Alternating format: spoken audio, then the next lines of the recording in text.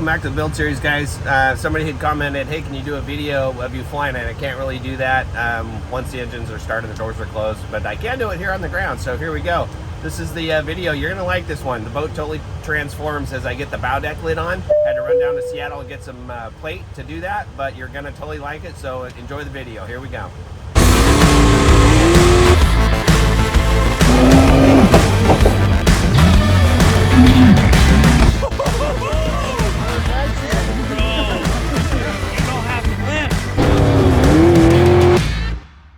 I was gonna originally put some press brakes in this thing to stiffen it up, but I don't know. I guess I kind of just got where I want to keep moving on this process, and I wouldn't get those parts back before quite a while, so I wanted to keep on moving. All my other boats that I've been doing have been just like this, where I just put a positive curve to it, and you get a lot of stiffness, a lot of strength from that, and then I'm gonna put some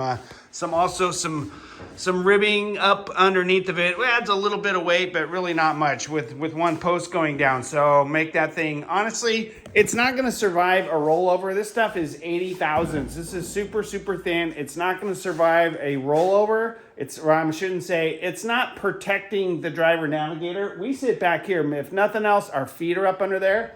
But what it does, you get kids literally standing on there or people laying on there, and I just don't want it to cave in because it's so thin. So I do put some ribbing and stuff in there at the show and shine, or just at the track, or you yourself laying on it to do some work down under the boat. So it kind of pays a dividend to have it actually reinforced a little bit. So all I've been doing, straps and clamps, man, like that's the whole key here. So I just laid it up in there and started kind of slowly ratchet strapping this thing away. And then my whole goal, you can kind of see I got some clamps up there. I got some clamps back here. My whole goal is to take out that gap where that seam is all the way around. And that might be easier said than done. But right now, see if I can get the camera to adjust for the dark. Right now, there really isn't any gaps, and I'm not even touching or pushing on it anywhere. So I think I've got it to the point right now where the other thing I gotta do is come back here and kind of sit down and make sure it's symmetrical. It's honestly a little bit taller than I want it right now. I'm just gonna take a little bit extra of the line so it actually will sit down a little bit more for me, but I can't get the clamps just right, so I'm gonna roll with it the way it is right there. It looks symmetrical to me. That side might have to come down a little bit, and that side, and I can just adjust that with those straps, but before I mark it, that's how you're gonna do that. And then you can kind of see up here, it gets kind of hard to have this thing start to take the shape of the bow and not get a concave section right there. It still might do it. It's not the end of the world, but you really gotta put a positive bend in this thing to do that. And then you can see there's a little bit of a gap up there, but that's gonna be easy to fix once I start tack welding this thing in there. But overall, you can kind of see it's got a nice symmetrical and a nice straight, smooth. There's no dips, there's no humps, no nothing. So I'm actually pretty happy with it. I'm probably gonna crawl up underneath the bow now and mark it, and then we're gonna take it outside and cut it on the pallet out there. So that's what's next. I'm gonna move around these straps just a little bit more before I do that, and we'll get to cutting.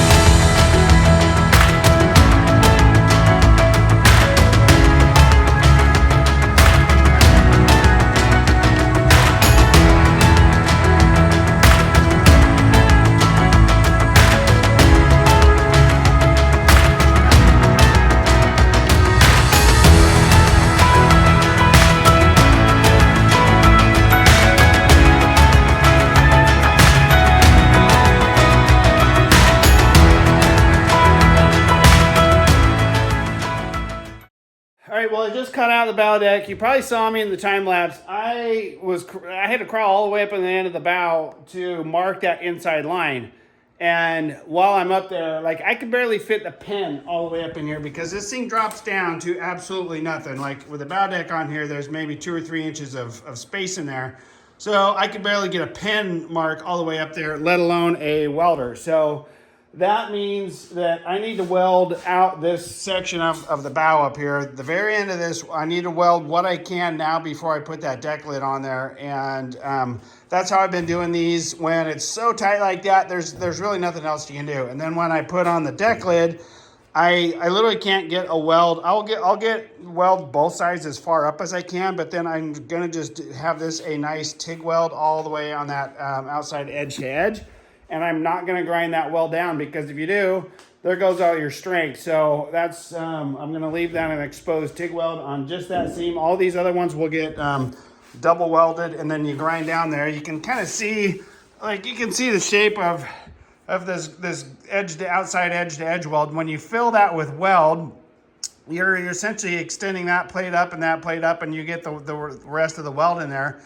If you grind all that way, all that down, you're gonna lose a little bit of strength. So that's why you weld the back sides of them too. And then I don't mind welding. It does look nicer. I'm not saying I grind all my welds, but it does look nicer when you have a nice crisp line on your boats like that. So that's why I do those ones up there. It just looks nicer.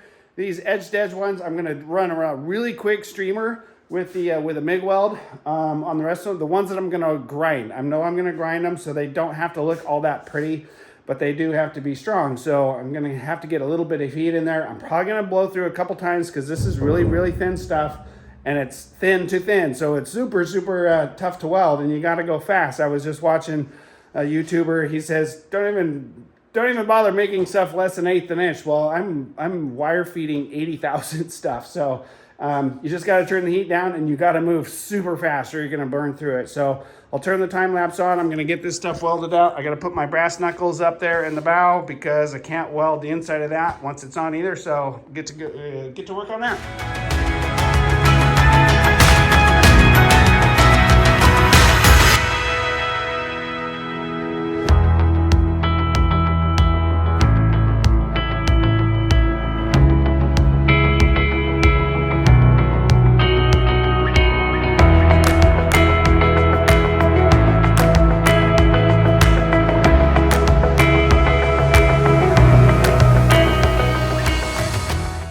All right, well, I got the forward section of the bow welded up where I can't get up under there once the lid is on. I got the brass knuckle part welded on the inside, partially on the outside. I'll finish that out once I flip the boat over.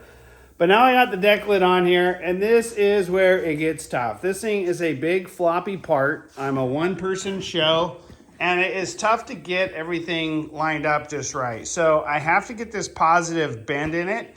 But as you can see, what does it do out here? It flattens out down to nothing. I can actually feel it right about there. It just kind of goes flat. So I have to get this thing down at this end to get that same positive curve. Otherwise, it's going to look like I have a big dip in here. And you're also going to lose some strength out of that thing. So it's tough. You got to get creative. There's no book, there's no nothing that kind of tells you how to do that. And what I'm thinking right now is I actually think somewhere up where this starts, I'm going to, on the underside of that, weld just a little tab on each side, and then put a clamp to squeeze this together, to squeeze these outside edges down to get this curvature going. So that's where my thought process is, because I can't get a ratchet strap, I can't get a clamp under there. There's nothing to bite onto. So this is where it's fun, it's frustrating, it's I don't know, it's gratifying when it all comes together. You just got to go slow, you got to think it out, and figure out a way of doing it. And that's, I don't know if you can see that flat spot right up there.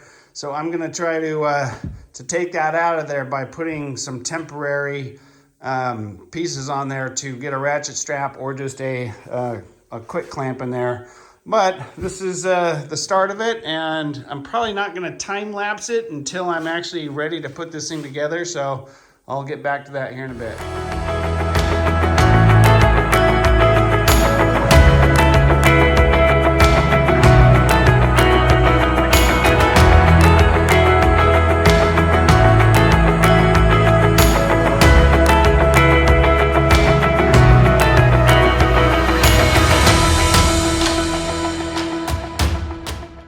Okay, well, did I mention that there's no book or manual that tells you how to do this stuff? You just got to figure out how to do it on your own, really. I don't know how to explain it other than kind of experience working with plate and seeing how plate and sheet metal kind of moves and does what it does. So I'm going to show you a little bit where I'm at. You saw me doing, I got the ratchet straps, 3 of them, pulling the curve into the bow, and I think that worked out pretty good. I've got a couple vice grips kind of just holding this in position, and it looks pretty good up here. I can kind of push on here just a little bit and close that up, so I know I can get some welds up to, I don't know, about a foot and a half, no problem with that.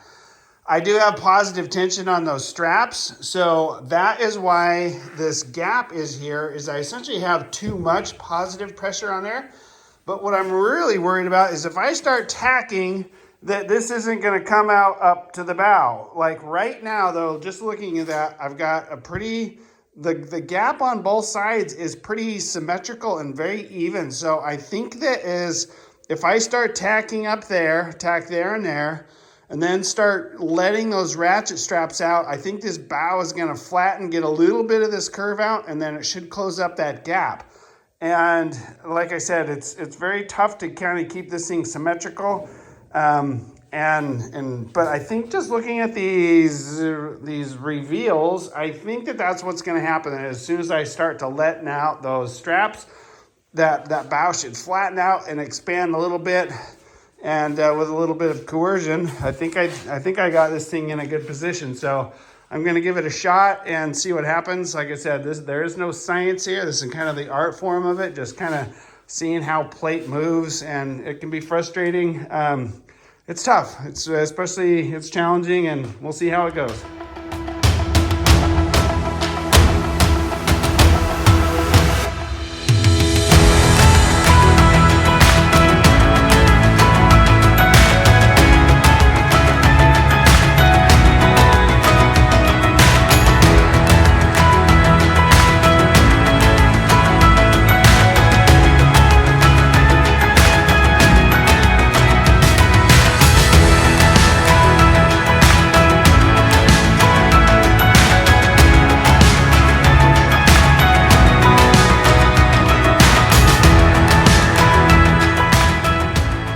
Well, that went pretty good, and I'm pretty excited because this is the moment really that you get to see what your boat looks for the first time, because there's no templates other than what I made up myself as I went. There's no drawing, there's no nothing. I just kind of create the look as I go, what looks good, what doesn't. So the bow is on, it's tacked on. I'm not going to show you quite yet. I'm pretty stoked about it. And pretty exciting to like really reveal, hey, here's the 907 Superboat, because this is what it's going to look like. And this is kind of the final look. I wanted to address a couple things really quick. I got some questions on the last video that I just posted up. Somebody asked me if I would post some of the settings. I guess they have the same exact welder, the 255. And I will tell you what I do. Inside, I'm not going to get in there because it's hard to get, but inside of the access door for the spools, they have generic, if you will, settings for different thicknesses and what wire you're using, what size wire, 035 or 364. And so what I did, I literally just wrote those on with a magic marker on my template that's hanging on my wall that I can see anywhere in my shop. So if I'm welding 1/8 inch plate I've been using the 364. So those are the wire speeds over there. 1/8 inch, I need a 295 for 3/16, 450, and so on. So what that is referring to, this is another really cool thing about this welder, is for one, it's a long lead. And so essentially, your wire speed is essentially how much heat you're going to get put into it. So the higher the wire speed, the more heat, the more amperage you're going to be using. So what's really cool is on the gun, here I'll do this so you can see in the background, as I spin this, my wire speed is changing. So I essentially start at those points. So 3/16 is 450, so I will run it up to 450. And there I go. Then I'll do a weld. If I need a little bit more heat, then while I'm in the boat, that's the cool thing about this thing, is I can adjust this from inside the boat. I don't have to get out and do any of that stuff. So there's my caveat, is that I use these, the manufacturer's suggestions for those, and those are right on the welder. And then I just fine tune if I need a little bit more heat. Oh, that's a little too hot, whatever. Once the plate starts to get warm up, all that kind of stuff. So that's what I use. It's right off the manufacturers. The other thing, people were asking me about my ventilation in my garage because it's smoky. And this is what, I gotta turn the phone this way so you don't see the boat quite yet. This is my ventilation system. It works in the wintertime. If I open the summertime, I open both garage doors up. It's great. I can weld essentially open air in here and it works great. But here it is, a box fan with a door crack. And if I keep on it, i.e. I get that fan going early on, it works pretty good. So without further ado, I'm gonna terminate this video and I'm gonna spin the phone around and show you what the final look is of this boat. The 907 Super Boat with the bow deck on. Here it is. This is how it came out. I am absolutely ecstatic about how it came together. There's not a flipping 16th of an inch anywhere on this whole bow deck. So it turned out awesome. I really like the slope of the side there. It just looks fast. It looks aggressive. The long pointy bow, it's aggressive. One thing I was concerned with when I did that laser line across there, that it was going to look flat, and the way that I got rid of that is by arcing this back piece up. So now, by arcing that back piece up and not as much on the bow, guess what? Now we have a slope down, so I get that that negative slope going down. So that's my kind of, I love that look. The other thing I talked about is how this can tend to get flat. It looks awesome. It flattens out, but it kind of has to flatten out a little bit. But man, there's curvature all the way on this thing. So I am super stoked. I'm excited. However, this is still not the finished product. There's a lot of stuff. I'm going to get a magic marker and kind of show you what I'm talking about. There's going to be some differences here when I get the seats and roll cage in there. This is going to essentially have a cutout, a big curve like that in it, if you can see that. So I don't know where that's going to be yet. So it's not going to be all just square like this. I just cut it long and weld it in there. So that really improves the look of it too. It makes it more look like a cockpit. And then the other thing, it looks weird until you get the sides on there. So that actually really makes it look cool too. And again, I'm going to have a carbon fiber side panel all the way to the back, carbon fiber spoiler on it. And once you get those on, then you're really talking about the finished look of it. But I'm super ecstatic. Thing turned out awesome. It's super symmetrical. I'll show you from the rear. You can see, yeah, it's pretty much spot on. I'm totally digging it. I will show you really quick. Like I said, this is just 80 thousandths, so there is a lot of give in it. Like it's 80 thousandths plate. So yeah, this is, it's not going to protect you at all. But honestly, your feet are in the bottom of the boat. And all this is essentially is a giant crumple zone. However, I'm going to put some bracing up underneath with some foot that goes down to the floor to make it stiffer so that kids can sit up there or whatever happens on the bow of the boat when you're at the races. So anyway, I'm going to sign out. Thanks for watching. I love the comments. Keep those coming, please. I get so many good ideas. Somebody commented on this last one. Hey, do you ever think about putting a little bit more of what's in the content on your thumbnail? I.e. the Jeep or the boat on the Jeep. So I'm like, yeah, why didn't I do that? That was dumb. So I went and grabbed the picture of the boat up on the Jeep and threw that as my thumbnail right when I published that last video. So thanks for the tip. That was an awesome idea. I just didn't think of it. Anyway, I do appreciate the comments. Keep them coming. I like the kind of the interactive, getting to know some of y'all. I feel like I'm getting to know some of you. But anyway, I'm going to sign out. Got to go to work. It's going to be a couple days till I get back to this thing. So we'll catch you on the flip side.